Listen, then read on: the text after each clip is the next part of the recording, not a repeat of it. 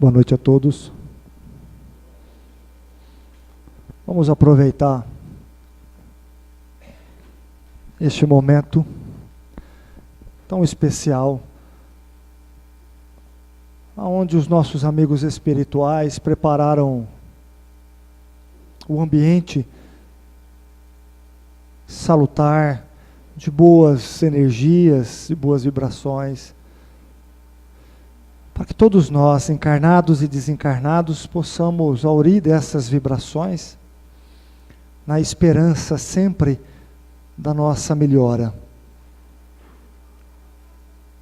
da nossa busca interior, da nossa transformação, do conhecimento da nossa essência espiritual.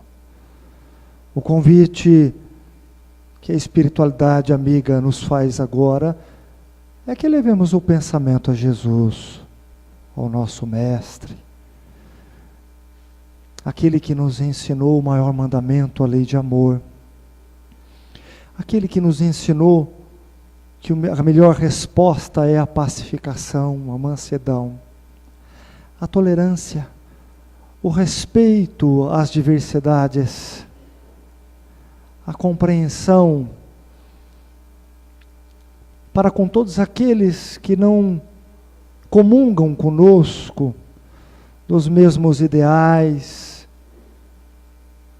das mesmas crenças ou da mesma religião. Mas nos ensinou que todos nós somos irmãos, que todos nós somos filhos de um mesmo Pai, e que religiões são apenas caminhos que nos levam a Ele. Então que todos, indistintamente, possamos, através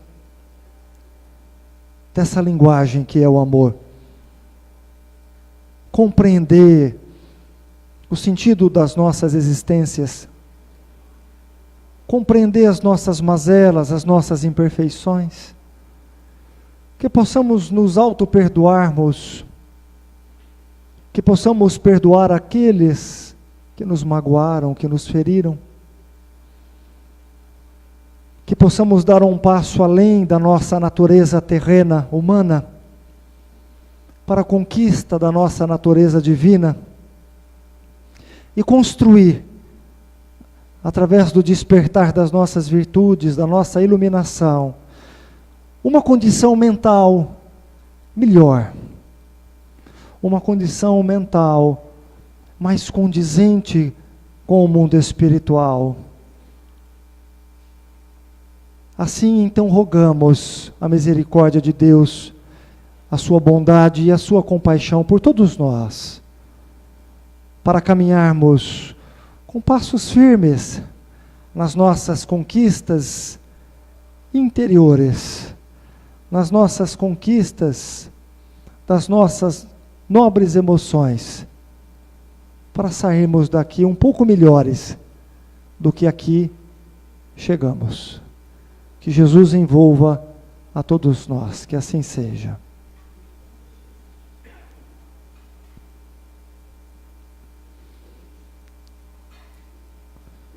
De quando em quando a gente realiza na casa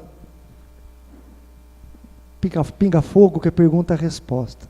O irmão Benedito se faz presente com a equipe espiritual.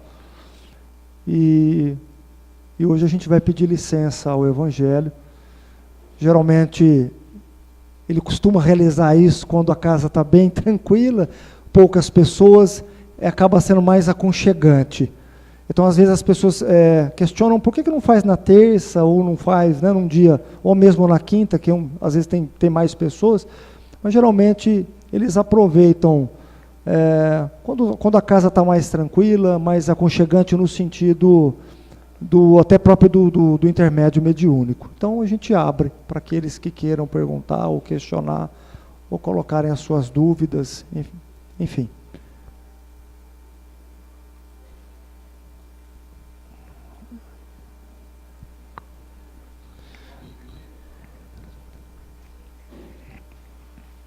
Boa noite. Boa noite. O nosso país no momento está aí com um novo presidente eleito, que irá assumir daqui a 60 dias aproximadamente, sabendo das dificuldades que ele pode encontrar, mas também, no meu ponto de vista, né, não é muito comum, pelo menos até onde eu conheço, um presidente da República está voltado para Deus e dizendo que o trabalho dele vai ser inspirado, basicamente, na busca da verdade. Eu gostaria que o senhor pudesse discorrer alguma opinião sua a respeito disso. Boa noite a todos. Que as nossas vibrações de amor, de misericórdia, de indulgência, cheguem a todos os corações, principalmente daqueles que têm em suas mãos o comando de uma nação. Deus se faz presente no caminho de todos nós. E é claro que, em nome de Deus, como aqui já foi falado, também já se cometeu inúmeras barbaridades. E aí não preciso nem catalogar. Nós precisamos, sim, colocar em ação todo ato de amor em forma de caridade. O exemplo precisa ser dado muito mais do que palavras, mas em ações.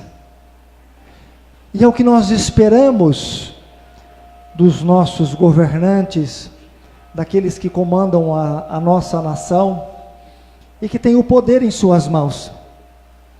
Um bom exemplo, independente do quadro religioso, porque nós devemos divulgar a espiritualidade e não a religião, porque espiritualidade, ela comunga com Deus, mas nem sempre religião caminha de mãos dadas com o Criador, principalmente quando a religião é exclusivista, quando a religião se põe perante a verdade no sentido de deter a verdade, de ter a razão da verdade, única e exclusiva.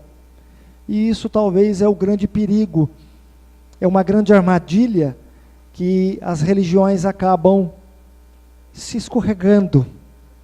Mas que nós possamos, através das boas ações, através da espiritualidade, porque quando eu digo espiritualidade, a espiritualidade nos permite que possamos respeitar as religiões alheias, que possamos respeitar a liberdade de consciência e a liberdade de expressão de todos. E a espiritualidade também nos conecta com os bons espíritos, com Deus.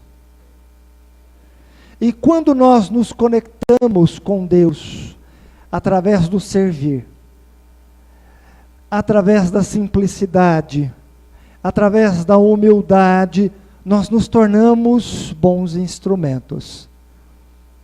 Sejam os governantes, sejam aqueles que possuem o poder e a diretriz de uma nação, como para todos nós que aqui nos encontramos, que possamos aprender a servir, que possamos aprender a colocar em exercício esse amor através da caridade. Aí sim, encontraremos a justiça que todos nós temos sede, a justiça divina, aonde nos mostra que todos os homens, todas as mulheres, todos os seres são iguais perante as leis divinas. Isso é primordial. Então, independente da religião, todo indivíduo que aprendeu a servir, que aprendeu a amar a Deus e amar ao próximo, será um bom instrumento. O que nós devemos é orar por todos aqueles que se encontram hoje na incumbência de direcionar uma nação. É claro que nós estamos ainda muito longe, eu gostaria de dizer isso a vocês, pelos sistemas de governo que nós possuímos. Mas são sistemas de governo que têm afinidade conosco. Seja capitalista, comunista, anarquista, liberal, independente do sistema, ela tem afinidade com aquela nação. É aquilo que aquela nação naquele momento necessita. Mas nós estamos longe ainda do sistema perfeito que governa todo o universo, que é a lei de amor, que é a lei de caridade, e consequentemente nós colocamos em prática a justiça de Deus. Porque nós somos imperfeitos. Então nós criamos sistemas de governo que são também imperfeitos, condizentes com a nossa realidade, condizentes com a nossa afinidade, com aquilo que nós necessitamos de aprendizado. Por isso que mais do que os sistemas de governo, é necessário dar a Deus o que é de Deus.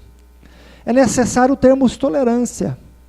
É necessário que precisamos aprender a amar ao próximo, ou pelo menos sermos gentis e respeitar as diferenças. Então, o que nós podemos fazer hoje, como cidadãos deste planeta, é orar, é vibrar, porque todos estamos no mesmo barco. Aqueles que estão encarnados, todos se encontram no mesmo barco. Eu gostaria de dizer um pouquinho de democracia a vocês, como funciona no mundo espiritual. Eu já comentei isso uma certa vez. No mundo espiritual também há democracia.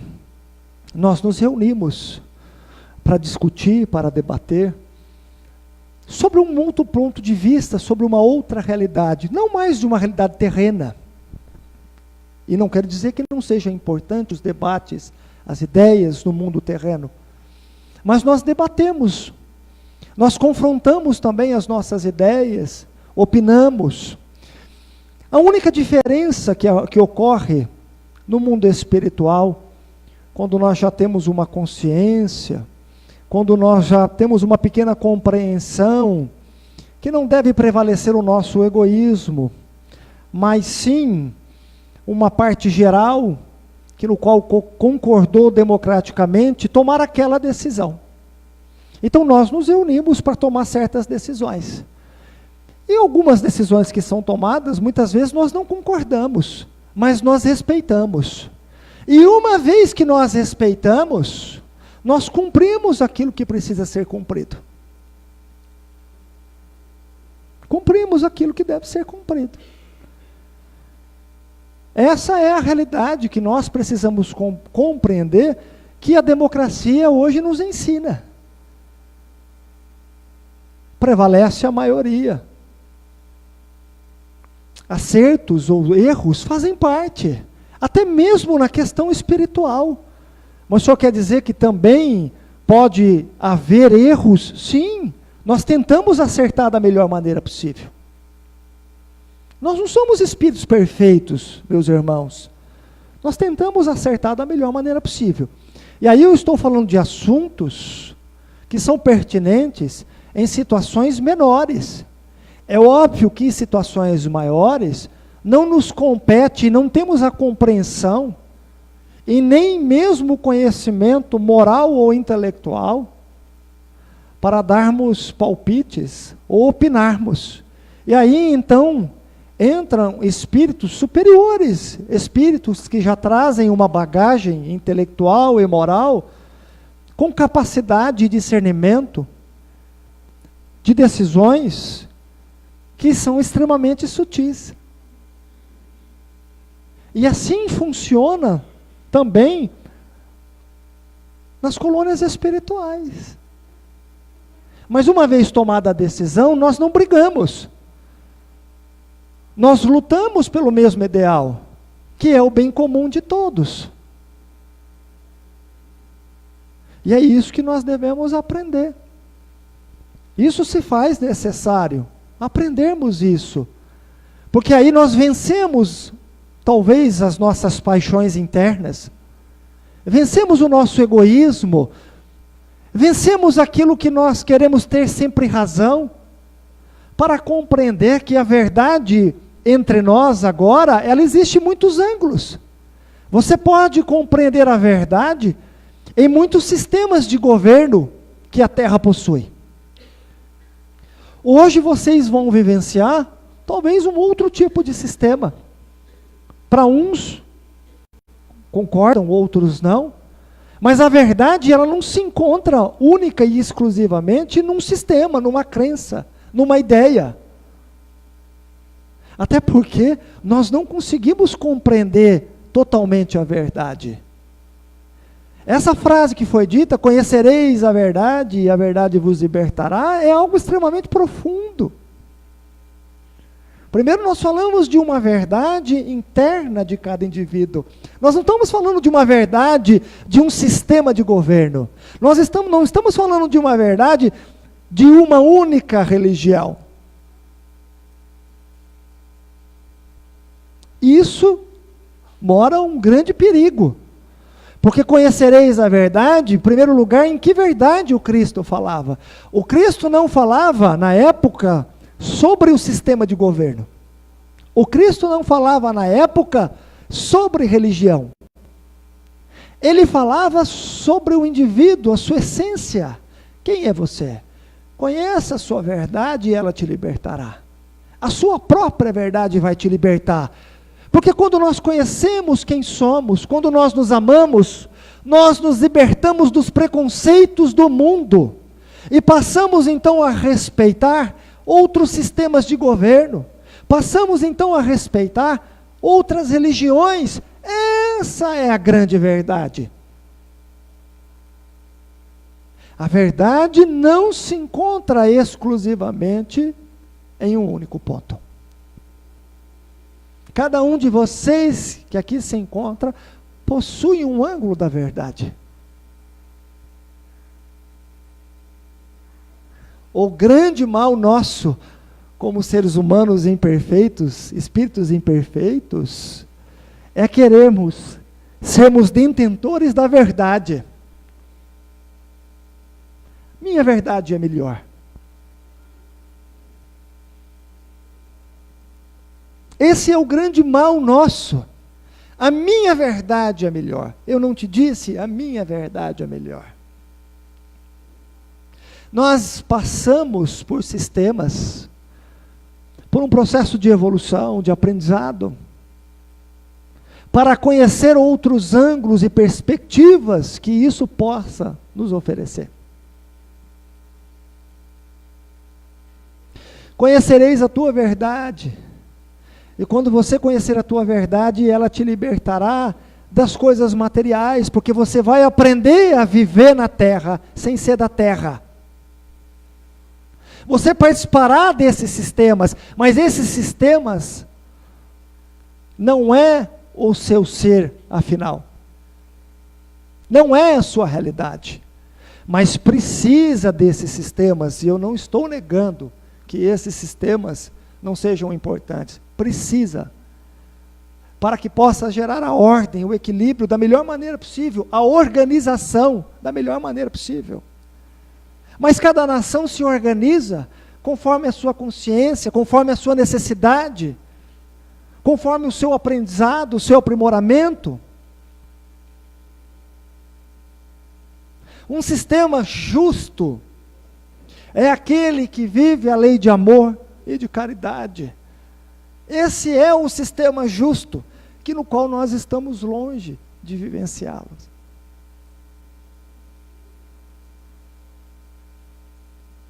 Mas isso não serve para desmotivá-los, ao contrário.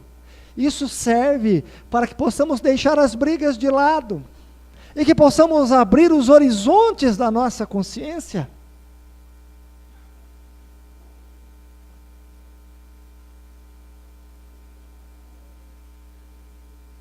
E conhecer o outro lado.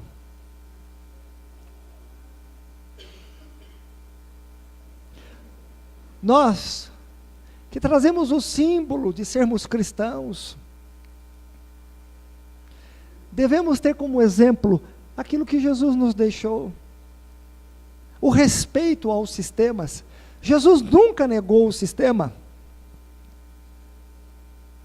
Nunca.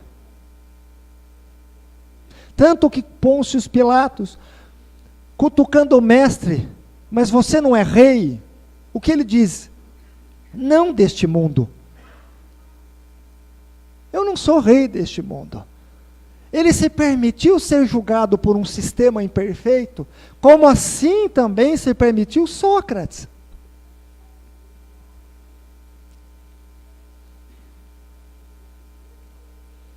O que nós precisamos é um pouco mais de tolerância.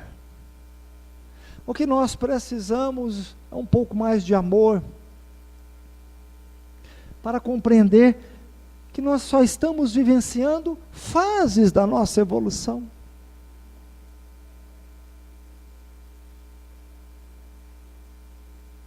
Infelizmente, a política é um campo escorregadio para todos nós. É um campo no qual precisamos ter uma lente que nos dê a oportunidade de enxergar além das ideologias.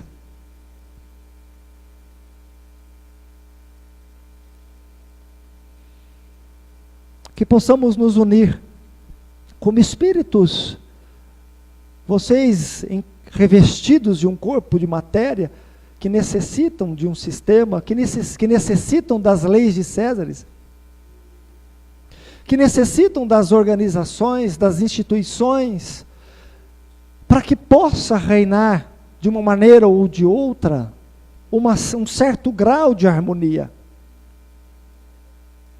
Mas que nós possamos, através dos ensinamentos de Jesus, e principalmente a lei de amor, compreender também as leis espirituais,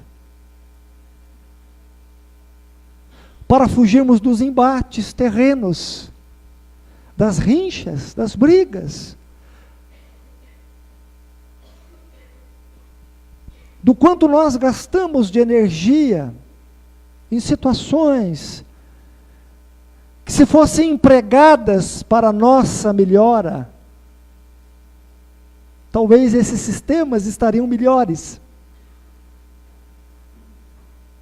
Talvez esses sistemas estariam melhores se as nossas energias fossem empregadas a nós, em nos autoconhecermos.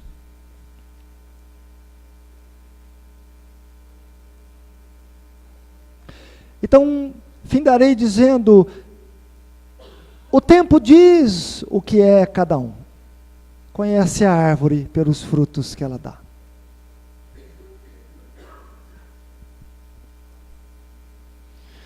Benedito, muito se falou nessa época também sobre ideologia de gênero. Como que a doutrina vê esse assunto? Primeiro nós devemos compreender que o espírito não tem sexo. E que nós temos duas roupagens.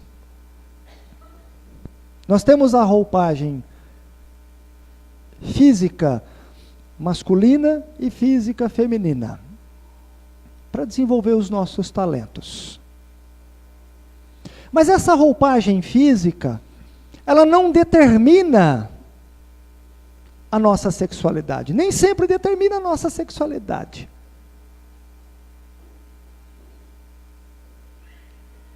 Então você ter uma identidade é uma coisa, e você ter orientação sexual é outra coisa.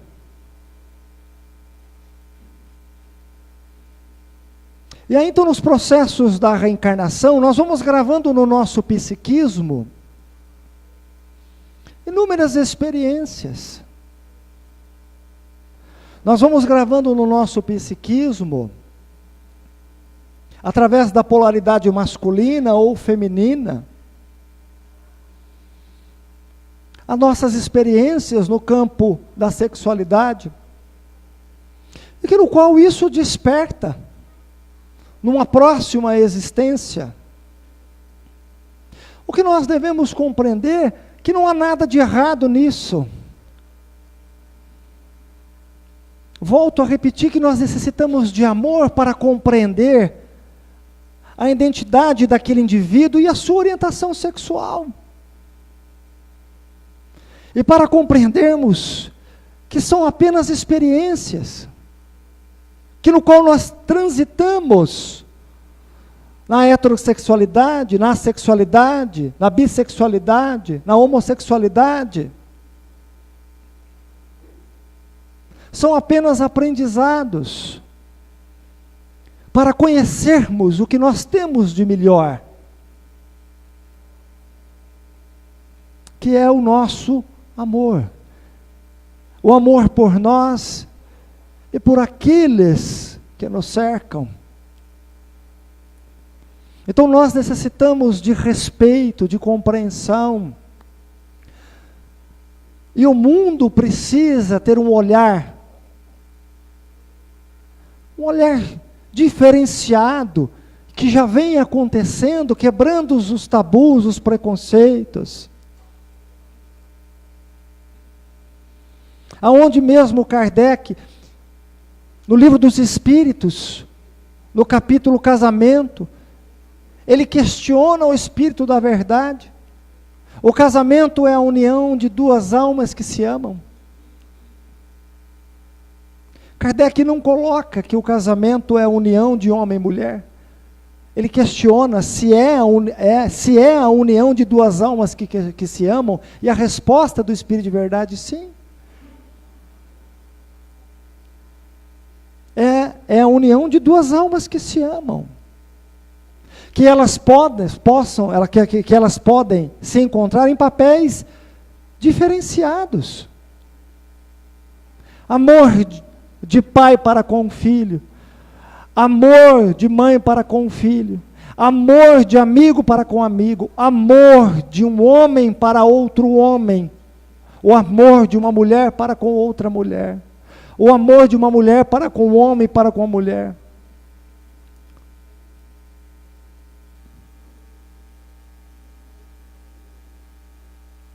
O que nós devemos ensinar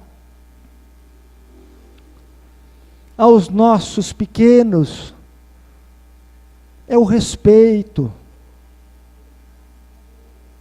o não julgamento, a não violência, a tolerância, a compreensão de que não somos iguais, não sentimos de formas iguais, não pensamos da mesma maneira, não temos a mesma orientação sexual.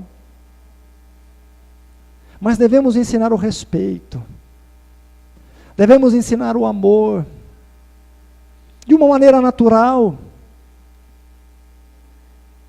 de uma maneira tranquila. E hoje nós temos essa possibilidade de falar sobre esses assuntos, no qual nós não tínhamos.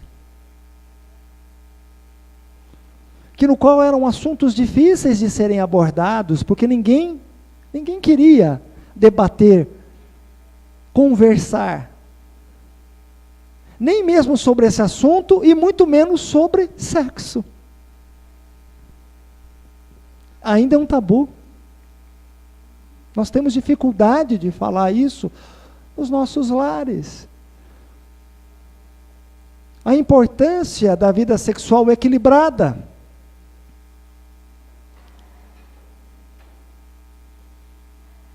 E quando nós não falamos, quando nós não dialogamos, nós não compreendemos, nós não entendemos.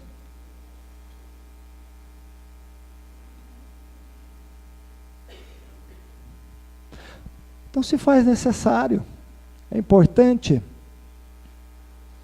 é que tudo entrou-se num campo de ideologias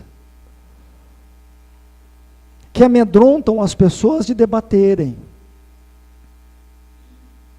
de entenderem.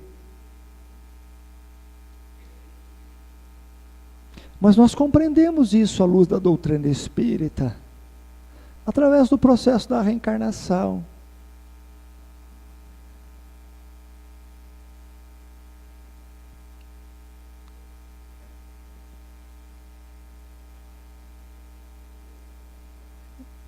Deixa ele só questionar, colocar.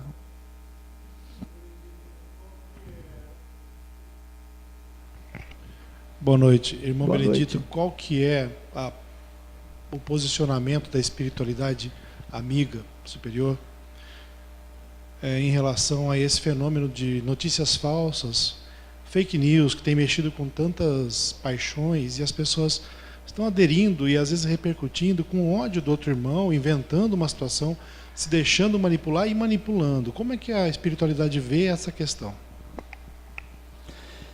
Olha que interessante. Os séculos se passam, filho,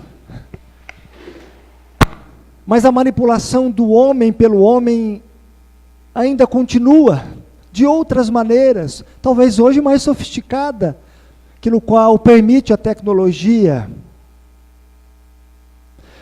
Quando foi dito, conhecereis a verdade, ela vos libertará, é necessário termos a verdade para conosco, para compreender a verdade naquilo que nos é passado. O estrago que se faz, seja no campo da ideologia política, com pessoas, com indivíduos, isso fomenta a violência, a discórdia, a intriga, e todos perdem, menos aqueles que têm sede de poder. Porque então continuamos sendo uma manobra de massa. O que falta a nós é a questão da dúvida, como Kardec nos ensinou, a fé racional. Ou o que falta para nós é as 3 peneiras de Sócrates.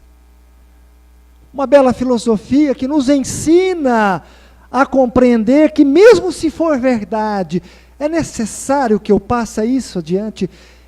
Isso vai trazer o nobre, isso vai trazer o belo, ou vai trazer a denigrição do indivíduo? Filho, o nosso grande mal ainda é o estado de ignorância que nos leva à maldade. É ver a dor e o sofrimento através dos escândalos, mesmo que sejam verdade. E a partir do momento que eu sou propagador dessas mentiras, eu contribuo, de uma maneira ou de outra, para que o ódio se instale, para que o julgamento se instale. Por isso que é necessário, muitas vezes, o calar. Por isso que é necessário observarmos o que nós vamos propagar, se isso vai beneficiar alguém positivamente ou se vai beneficiar alguém positivamente. E isso ficou claro, mas isso mostra o quanto nós estamos atrasados, porque as coisas só sofisticaram. Mas ainda queremos ter poder sobre o outro através da informação, seja ela verdade, pautada num escândalo, seja ela mentira, para que outros se saboreiem disso. Sabe quem nós estamos enganando? A nós próprios, coletivamente. Sabe o que nós estamos ocasionando coletivamente? Processos expiatórios duríssimos. Duríssimos. Aonde a coletividade é obrigada a expiar.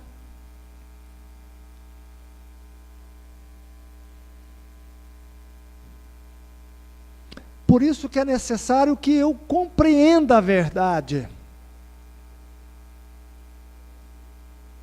Porque uma verdade dita nua e crua,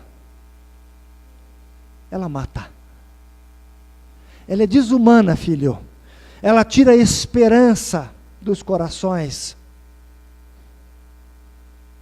E ela é muitas vezes usada para isso. Para sufocar o germe da esperança, do amor. Porque tudo tem momento para ser dito. E como diz Aristóteles, ele dizia que há momento, há hora e há formas de se dizer a verdade. E há maneiras de se dizer isso. Mas é a verdade, ela precisa ser propagada, nós não podemos nos calar. Mas nós não estamos preparados para a verdade, nem para a nossa. Nem para a nossa. Porque vai chegar a cada um que as nossas máscaras irão cair por terra. Nós vamos ter que nos deparar com a nossa verdade. E dói. Ela machuca, ela fere, melhor dizendo. É duro se conhecer. É duro fazer reforma. É duro você ter que se enxergar. Há uma terapia em grupo no mundo espiritual. Logo que eu desencarnei, nós éramos convidados a sentar em círculo. Então abria um telão. Nesse telão, mostrava um pouquinho de cada um. E vou falar de mim. Quando começou a mostrar das pessoas, não de uma forma para humilhar, mas para pensar, para analisar, e para que na verdade essa terapia era para que os outros também aprendessem com aquele erro. Aprendessem com os erros e acertos. Mas a maioria de nós tem muito mais erros do que acerto. Então eu ficava imaginando, eu olhava aquilo e com cada imagem que eu via, de cada irmão que ali estava sentado, me vinha um julgamento na minha cabeça. Me vinha um julgamento. E eu confesso isso a vocês. Quando chegou minha vez, e que começou a me mostrar os pormenores no qual eu achava que esses pormenores, eles não tinham importância dentro da minha visão, e dos pormenores começaram a vir, nasceram desses pormenores, comportamentos que eu tentei esconder a minha vida inteira.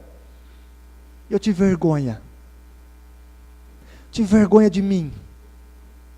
Eu não tive vergonha dos outros, mas eu tive vergonha de mim.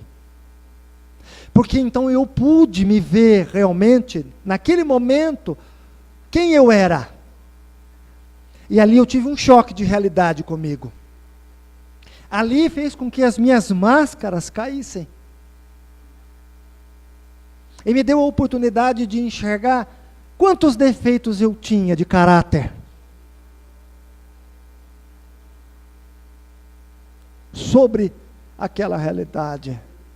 Então fazer reforma, você se educar, você se conhecer, é um processo doloroso. Você assumir que você é assim, você assumir que você é orgulhoso, egoísta, vaidoso, avarento, arrogante. Digo por mim, porque assim eu era.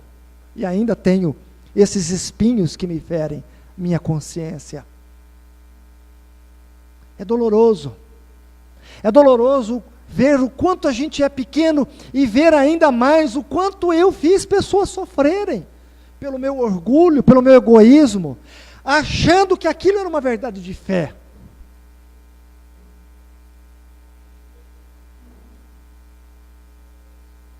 O que nos falta, na verdade, é a indulgência que Jesus nos ensinou. A indulgência que ele teve com os ladrões, com os assassinos. A indulgência e a misericórdia com quem ele teve com os leprosos, com os cobradores de impostos, com os corruptos. A indulgência. Eu não sou obrigado, e nem posso lhe fazer lhe mostrar a sua verdade. A sua verdade é sua e ela depende somente de você para que você veja.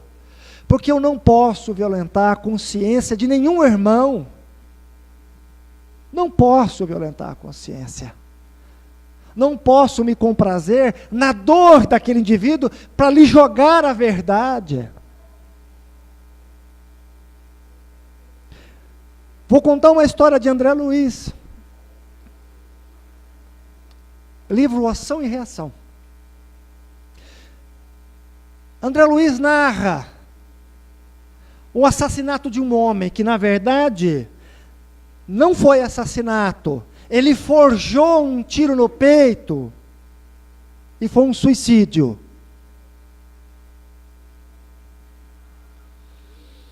Chegadas as preces e as vibrações dos parentes em desespero e dos amigos espirituais que cuidavam desse irmão, pedindo o resgate, pedindo a busca desse indivíduo.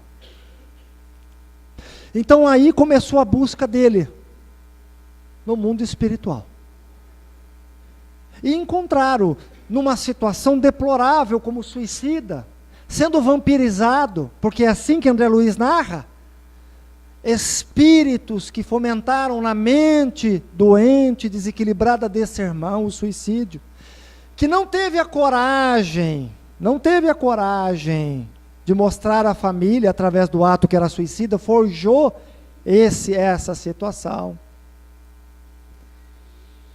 Esse indivíduo se encontrava numa situação deplorável.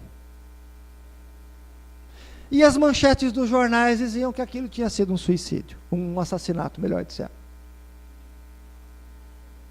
Passado-se algum tempo, esse indivíduo foi resgatado. E em prece, a esposa, que não aceitava a morte do marido, pai de filhos, aonde dava o sustento, rogava a Deus que pudesse estar com o marido, que pudesse trazer em sonhos a presença do marido. E assim aconteceu. O mentor Alexandre disse ao irmão: olha, hoje à noite sua esposa vai lhe visitar, mas você não vai dizer a verdade. Não é o momento. E aí então, ela se desprende pelo fenômeno do sono, vai até o marido, e ali ela tem o contato com o marido, vai visitar o marido acamado, o mentor Alexandre atrás do enfermo, coordenando mentalmente a fala e o ânimo do doente, que se encontrava abatido pela própria situação e pela própria consciência. Assim deu ânimo ao doente que reconfortasse a esposa. Muitas vezes ele teve vontade de dizer, mas mentalmente Alexandre bloqueou. E assim fez. André Luiz ficou um ponto de interrogação. E questionou Alexandre. Isso não é uma mentira? Nós não estamos vivendo uma mentira? Não era melhor dizer a ela que ele se suicidou? Não era melhor que ele tivesse dito que cometeu um suicídio? Que não teve coragem de encarar as dívidas, não teve coragem de enfrentar as aflições do mundo, e entrou pelas portas do suicídio? Não seria mais digno isso? Questionando Alexandre. Alexandre então responde a André: André, a verdade precisa ser dita, mas se fosse dita agora para a companheira, que precisa agora ter força e educar duas crianças e trabalhar, se a verdade fosse dita a ela, nós iríamos desanimá-la no campo da fé e da esperança. Ela iria entrar na revolta. A verdade vai precisar ser dita, sim, André, porque a verdade reina, e como disse Jesus, não há nada oculto, não há nada oculto que permaneça por muito tempo. Uma hora será revelada. Então que nós possamos nos prepararmos para a revelação da verdade, mas que ela seja amorosa, filho, que ela seja educativa, que ela seja reabilitadora, e não agressora. Que ela não venha espancando a nossa consciência, porque é assim a misericórdia de Deus para conosco. O processo da reencarnação é um processo de resgate sem dor. Digo sem dor porque, se lembrássemos a fundo, seria torturante, seria desmotivador, nós não teríamos forças para suportarmos a nossa verdade, que precisa eclodir do nosso subconsciente, das memórias que ali estão, pouco a pouco para o nosso consciente, analisando as nossas reminiscências, os nossos instintos. Pouco a pouco, para que nos dê a possibilidade de nos educarmos de uma forma digna, filho, de uma forma humana, porque a pedagogia de Deus não é o holocausto, não é a espada, mas é de forma amorosa. É de forma amorosa. É assim que deve ser com as nossas vidas. E é assim que nós deveríamos fazer com aqueles que se encontram ao nosso lado. O que eu não quero para mim, também não posso desejar ao outro. Como eu também não quero que venham e lave a minha consciência de verdades, me machucando, me ferindo, também não posso desejar e nem praticar ao outro. Porque é bonito dizer, é a verdade. Mas é a verdade. Mas a verdade é só boa quando é para o outro. Ela não é tão boa assim quando era para nós. Porque quando é para nós, nós queremos clemência. Nós queremos misericórdia. Nós queremos compaixão, indulgência. Nós queremos que o outro tenha perdão. Que o outro adocique essa verdade. Que o outro me console, me ampare. Então não adianta sermos cristãos e levantar a bandeira do cristianismo, como as religiões fazem, mas massacram de uma maneira tortuosa,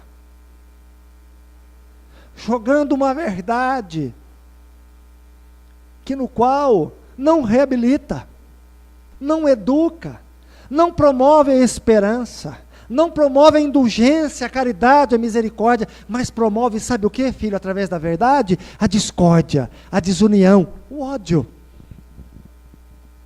O ódio. E nós ainda, seres imperfeitos que somos, fazemos isso dentro dos nossos sistemas e das nossas religiões. Fugindo largamente da proposta e da rota segura que Jesus nos ensinou. Como posso ser feliz vendo a infelicidade alheia? Mas esse não comunga dos mesmos ideais, dos mesmos sistemas. Se ele não comunga dos mesmos ideais e do mesmo sistema que você, então você não está vivendo a verdade. Porque ele deveria estar na sua mesa, no seu banquete, na sua casa mental, pelo menos nas suas orações. Por isso que eu digo que dois campos. Primeiro, que eu disse que é escorregadio, política, e a outra religião. São dois campos escorregadios, que nós brigamos por ideologia. Nós brigamos única e exclusivamente por uma verdade que compete àquele coletivo. Mas nós devemos lutar pela verdade que impera o coletivo maior. Maior. Por isso que eu digo, se nós não temos ainda discernimento para isso, para vivenciarmos essas ideologias, invista o tempo em vocês. Aquilo que vocês não conseguem compreender, ou que vão entrar numa discussão inútil, aonde gastamos energia para provarmos os nossos argumentos, fuja disso. Busque a tua verdade, para que você tenha paz de consciência, para que você possa tratar de forma digna, independente se comunga ou não da sua ideologia ou da sua religião, mas que você possa tratá-lo de forma digna e respeitosa. É isso que nós tentamos vivenciar no mundo espiritual. Aquilo que me foge realmente à compreensão, é necessário que eu fique em oração. É necessário que eu invista em mim um tempo de exercício de tolerar, de amar, de trabalhar em favor daqueles que chegam até mim.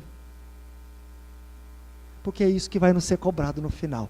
Não vai ser a sua religião, a sua ideologia, mas vai ser cobrado com a sua própria consciência aquilo que ficou, qual o legado que nós deixamos, qual a mensagem que nós deixamos, o que ficou na memória das pessoas a nossa imagem, o que ficou. Então não entremos nessa competição, porque na verdade nós queremos medir força. Se fala do duelo, é claro que no século XIX o duelo, para se honrar a honra do cidadão, era assim na bala, não é isso? Até pouco tempo atrás. Se fazia então os duelos. Vamos duelar. Hoje a nossa lei já não permite porque é bárbaro, mas nós temos um duelo mental no campo das ideias, que eu acho que ainda é pior, porque fere. Ela fere mais do que uma bala, ela fere mais do que um soco. Ela é mortal, porque palavras afiadas, elas marcam a nossa memória. Elas marcam a nossa memória. Aquele que bateu esquece, mas aquele que apanhou não, ele não esquece. E geralmente a gente tem o dom e a capacidade, por inspiração infeliz de espíritos, de irmãos trevosos, de tocar na ferida. A gente aciona uma única palavra, filho, mas aquela única palavra acionada que nós proferimos ao irmão, ela é capaz de deixar marcas por séculos. Por séculos. Mais do que um soco. Tanto que a gente ouve, né? Eu preferia ter tomado um tapa do que ter ouvido aquilo. Não é isso? Porque marca. A palavra vem com vibração. Ela transforma, porque você transforma o seu pensamento. E não precisa de muito. E ainda nós temos esse dom de destruir as pessoas. Nós não combatemos ideias, nós combatemos pessoas. E para combater pessoas, nós queremos destruir as pessoas, através das ideias. O debate não é no campo das ideias, que poderia ser algo profundo, até na questão de conhecimento. Você vir trazer aí as suas ideias, daquilo que você acredita, eu te ouvir, eu falar das minhas ideias e aprendermos no campo das ideias. Mas isso não fica no campo das ideias.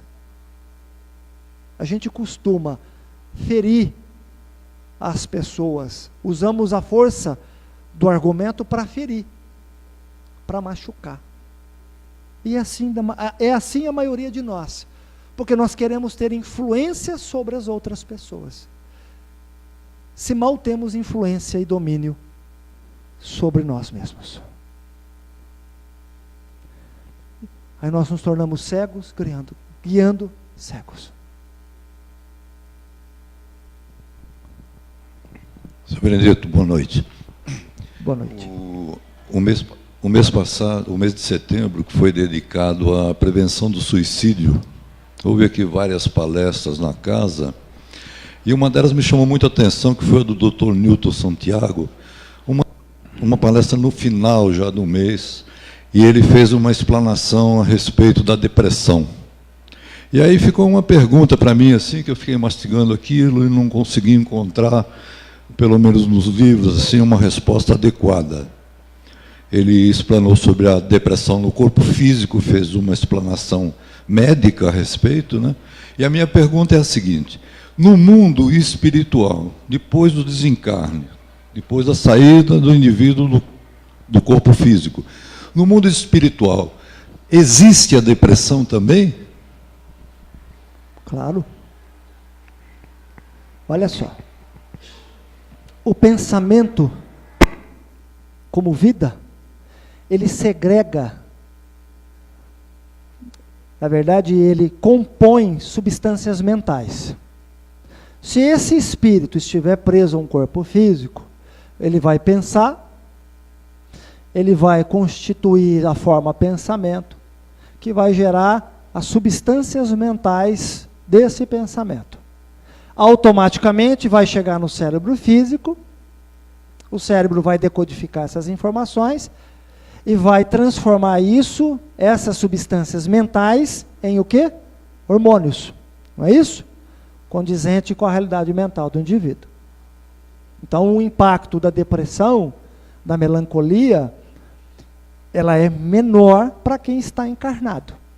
Uma vez que você está desencarnado e que no qual você já não possui esse purificador, esse dosador que é o corpo físico, essas substâncias mentais, elas passam a dominar a sua vida de uma forma intensa e única. Intensa e única. Se você pensou, você produziu essas substâncias mentais no mundo espiritual, você vive aquilo intensamente em questão de segundos, minutos, horas, anos a fio. É extremamente acentuado. É extremamente acentuado. Nós temos irmãos que no qual nós tratamos no seara extrafísico, que eles precisam ser dopados, entre aspas, de magnetismo, porque eles não conseguem, não têm sanidade para ter coordenação dos seus pensamentos, para lidar com a sua verdade. Então eles precisam ficar em estado, às vezes, dormentes, através de passes magnéticos. E aí esses passes magnéticos, né, ou muitas vezes a desobsessão, ou a terapia da psicofonia, esses irmãos são trazidos, eles são trazidos nessas reuniões, são acoplados ao médio de psicofonia, via perispírito, e eles passam a tomar doses do fluido vital, para tomar, como se fossem pequenos choques, para ir caindo na sua realidade, para que ele possa ir liberando todo esse trauma mental. Aí eles são retirados novamente e voltam adormecidos, até que ele possa ter consciência. A dor é extremamente profunda, seu Wagner, porque ela é mental. Não tem mais o impacto do corpo físico. O corpo físico, na verdade, ele drena isso. E como o corpo físico é uma matéria cristalizada, solidificada, o impacto do pensamento não é tamanho quando o indivíduo está desencarnado. Porque lá você pensa, você cria. Você pensa, logo você sente rapidamente. É rápido. Você cria todo o seu quadro numa questão de milésimos e milésimos de segundo. Não tem nem, às vezes, como calcular isso. Não tem como mensurar. Exato. Não há transferência mental para o corpo físico. O corpo físico ainda acaba suavizando. Entendeu? Boa noite, Benedito. Boa noite. Atualmente a ciência vem adentrando campos que há pouco tempo nós tínhamos como exclusivos do divino, como por exemplo a manipulação gênica, terapia gênica, a questão de 3 anos atrás, li artigos sobre criação de um zigoto a partir de 2 óvulos, que são 2 células femininas. Então, como que a espiritualidade guia esses pesquisadores, dizendo quando eles estão indo longe demais? Como que é colocado esse limite para a pesquisa humana? Então vamos lá. Olha só, a ciência é uma ferramenta, como eu sempre digo, uma ferramenta nas mãos do Criador. Se usada de modo salutar e para o bem-estar da humanidade, ótimo. A questão do DNA. É possível a modificação do DNA? Hoje, se nós analisarmos à luz da doutrina espírita, é impossível. Porque o DNA, ele é particular de cada um, é sua individualidade.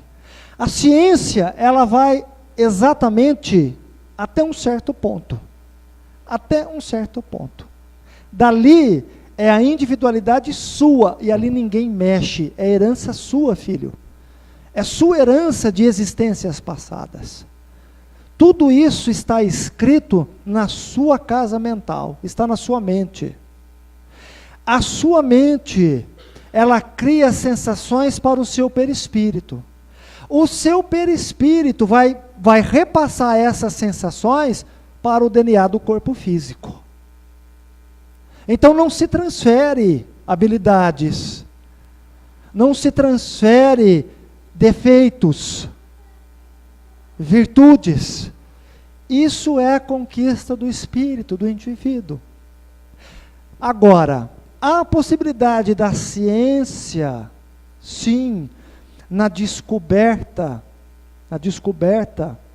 né, de situações que possam gerar algumas doenças. Então ela vai chegar até um certo campo. Ela pode ajudar a amenizar as aflições desse espírito. Aí eu vou dizer algo a você. Num futuro não muito longe, quando a humanidade chegar num estado de convalescência, de cansaço, quando a gente cansa de brigar, quando a gente cansa de apanhar e diz, chega, não quero mais. Quando a humanidade chegar nisso, chega de brigas, estamos cansados e fadigados todos, e vai acontecer, haverá a possibilidade, através de células, troncos, de desenvolvimento de órgãos, como tem o rim biônico. Haverá a possibilidade da reestruturação de um rim, e o indivíduo não precisar fazer hemodiálise. Mas quando é essa humanidade, você poderia me questionar, quando é esse tempo? Quando nós chegarmos a um grau de consciência que nós não precisamos mais do processo de expiação. Se você parar para analisar que as células tronco é um sucesso nos animais. Por que nos animais é um sucesso e nos homens não? Porque os animais não têm provas e não têm expiação. Os animais não têm livre-arbítrio. Não são dotados ainda de livre-arbítrio. Os animais não têm o pensamento contínuo. Eles vivem por instinto de sobrevivência e preservação da espécie. Mas eles têm alguns fragmentos, sim, de pensamento. Eles têm, sim, emoções básicas. E expressam ódio e amor. Mas não são emoções que são tão complexas como em nós. Por isso que a célula tronca nos animais é um sucesso. Regenera. Consegue a modificação do DNA. Porque os animais ainda não possuem individualidade. Nós possuímos individualidade. Então a ciência, ela não consegue entrar no campo da individualidade. Onde está gravado o indivíduo, o que é um indivíduo no DNA. A ciência não consegue mexer nisso. Nós, seres espirituais, e até espíritos mais evoluídos, não conseguem mexer isso. Você é herdeiro de si próprio. Você mentalmente, através do processo da reencarnação, você tem que mudar o seu comportamento, as suas emoções, as suas ações, para que isso mude o seu DNA no futuro. Então, doenças nada mais são do que provas ou expiações, que elas são necessárias. Então, qual é o papel da ciência? Aliviar da melhor maneira possível. Como nós temos os transplantes. Mas se você parar para analisar os transplantes, por que o indivíduo precisa tomar remédio? Por que ele precisa tomar remédio? Porque senão tem rejeição. O que isso significa? Você poderia me questionar. Significa que naquele órgão existem as vibrações, o DNA daquele que desencarnou. Daquele que desencarnou. As células, elas recebiam um comando daquele indivíduo, daquela mente que desencarnou. Então é necessário que se tome remédios para poder ter uma sobrevida. E quem tem um órgão, um transplante de órgão, sabe disso. É 15 anos. Precisa ser trocado. Pode passar um pouco mais. Mas ele precisa tomar os remédios, porque senão vai dar rejeição. Entendeu? Então a ciência, filho, ela vai até um certo ponto. Como você poderia dizer, a fertilização, ela vai até um certo ponto. O mecanismo da reencarnação final, quem bate o martelo, é a espiritualidade. O casal pode ir lá e fazer inseminação. E nós conhecemos casais que tentaram muitas inseminações. Não conseguiram. Outros tentaram muitas e na quarta deu certo. Por que na quarta deu certo?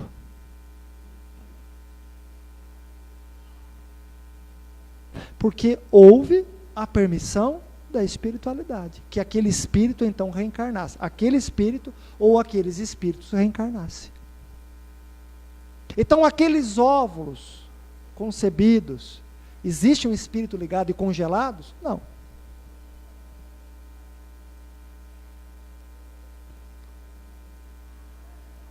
E se descongelar e colocar, a espiritualidade vai lá e liga ele, o espírito ao óvulo. Acabou. É assim que funciona. Essa é a genética espiritual. A genética espiritual, ela comunga e caminha com a genética do plano terreno. Mas a ciência, ela vai até um certo ponto. Ela vai até um certo ponto. Então as descobertas vão acontecendo, ou as melhoras, ou as transformações, elas vão acontecendo conforme o merecimento da humanidade. Conforme o merecimento da humanidade. Conforme as conquistas da humanidade no campo intelectual e no campo moral. Porque as doenças são processos de expiação ou de provação. E é assim que funciona. Então ela vai até um certo ponto.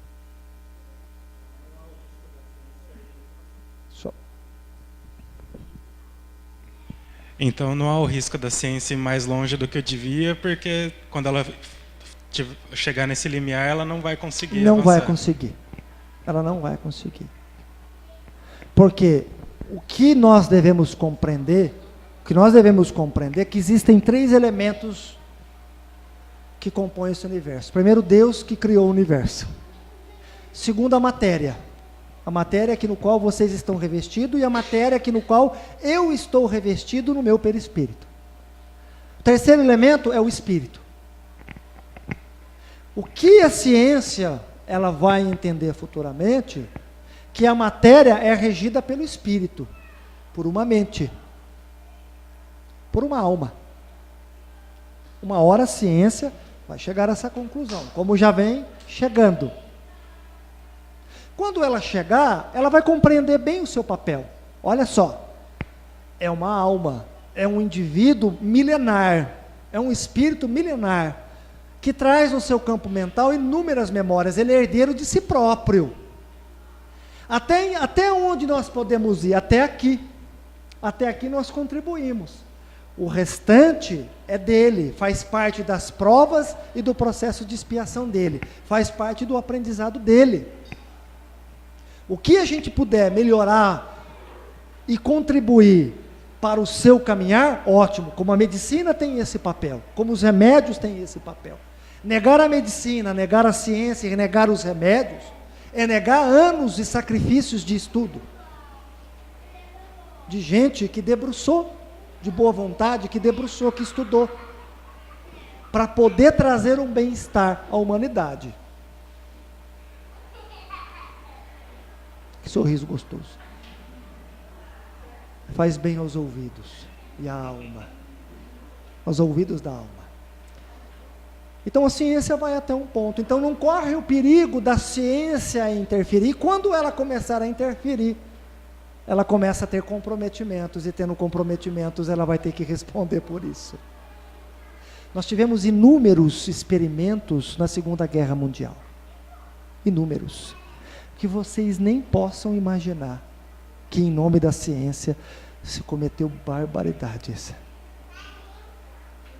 Ao ponto de ser uma anestesia local, de abrir o crânio completamente, de se abrir o crânio, e a pessoa está em estado de consciência, para ser estudado o cérebro físico.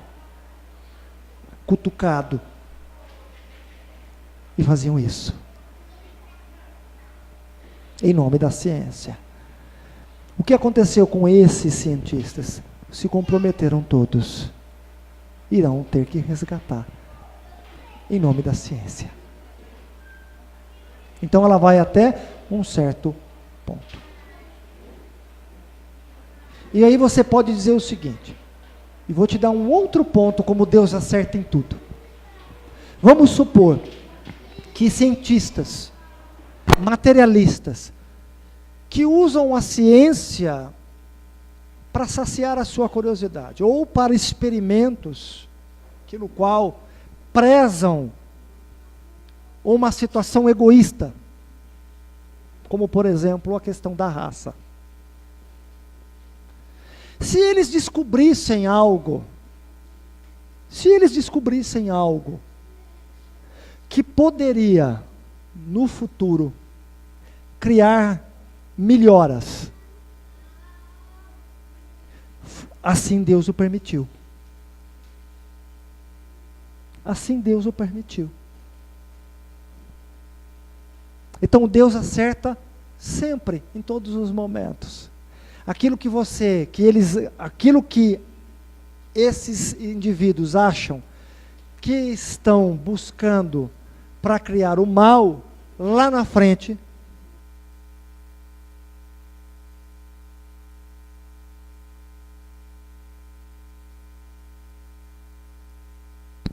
em todas as ocasiões. Alguém mais quer colocar alguma coisa? Então nós vamos encerrar, que Jesus nos abençoe a cada um de nós. Que nós possamos buscar o melhor que há em nós, nos nossos corações. Que possamos buscar em primeiro lugar o amor por nós. E dentro desse amor, que possamos buscar o auto-perdão. Que possamos nos perdoarmos. Perdoarmos na forma e na maneira como nós nos tratamos. Muitas vezes de uma maneira intransigente, perfeccionista, implacável, não nos permitindo errar, não nos permitindo conhecer a nossa verdade. Que saibamos encontrar em nós a misericórdia de Deus e compreender que Deus nos perdoa. Que Deus nos ama, mas que nós possamos empregar toda essa energia naquilo que enobrece, naquilo que traz o belo, naquilo que traz a caridade, naquilo que vai favorecer não só a mim, mas a muitos, como assim Jesus o fez. Que saibamos aproveitar cada segundo da nossa existência aqui. Que saibamos ser bons instrumentos. E aonde houver ódio, como diz Francisco de Assis, que eu possa levar o amor. Aonde houver as trevas, a ignorância, a maldade, que eu leve a luz, a sabedoria, a mansidão, a pacificação. Aonde houver guerra, discórdia, intriga, que eu seja a bandeira da paz, que eu seja o instrumento da paz. Mas não adianta só falar de paz, mas que eu viva também essa paz. Que sejamos instrumentos do Criador. Que sejamos pacificadores. Que sejamos os mansos, os justos, mas não o justo na balança dos homens, mas o justo na balança de Deus. O justo que permite ser caluniado, o justo que permite receber a ingratidão, o justo que permite amar aqueles que não fazem parte do seu reduto. Que sejamos esse justo, mas que tenhamos amor para ouvir aqueles que são diferentes. Que tenhamos tolerância para permitir que o outro fale da sua verdade e que eu saiba respeitar. Que Jesus se faça presente nos nossos corações. E eu digo uma única coisa, findando a minha fala: que possamos nos esforçar, meus irmãos. Se eu ainda não consigo, se ainda o ódio permeia o meu coração, a vingança, a mágoa, a intolerância, que eu peça a Jesus por clemência, por misericórdia, que me ensine um pouco do amor. Que me ensine um pouco de espiritualidade. E que eu peça a Ele que me dê olhos para poder enxergar, ouvidos para ouvir e entender. Que a grande batalha que nós estamos travando não é contra as ideologias, contra os sistemas, mas é contra a nossa, o nosso mundo íntimo. Porque o que eu não suporto em mim, eu projeto no outro. E o que eu amo em mim, e o que eu gosto em mim, as minhas virtudes, também projeto no outro. Fiquem em paz. E que vocês levem essa paz.